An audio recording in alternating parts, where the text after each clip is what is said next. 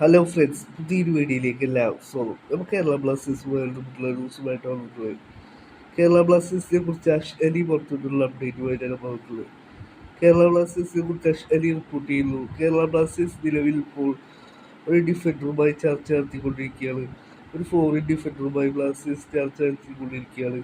ഇന്ത്യയിൽ കളിച്ച എക്സ്പീരിയൻസ് ഇല്ലാത്ത ഒരു എക്സ്പീരിയൻസ് സെൻട്രൽ ബാക്കുമായിട്ട് ബ്ലാസ്റ്റേഴ്സ് ചർച്ച നടത്തിക്കൊണ്ടിരിക്കുന്നു. ഫോറിൻ ഡിഫൻഡറുമായി ബ്ലാസ്റ്റേഴ്സ് ചർച്ച നടത്തിക്കൊണ്ടിരിക്കുന്നു എന്നാണ് അഷ് അലി റിപ്പോർട്ട് ചെയ്യുന്നത്.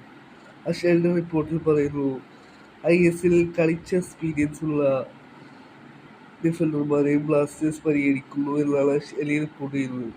പിന്നീട് അഷ് അലിയുടെ റിപ്പോർട്ടിൽ പറയുന്നു, ISL കളിക്കുന്ന ഒരു മലയാളി താരവുമായിട്ട് ബ്ലാസ്റ്റേഴ്സ് ചർച്ച നടത്തിക്കൊണ്ടിരിക്കുന്നു എന്നാണ് അഷ് അലി റിപ്പോർട്ട് ചെയ്യുന്നത്.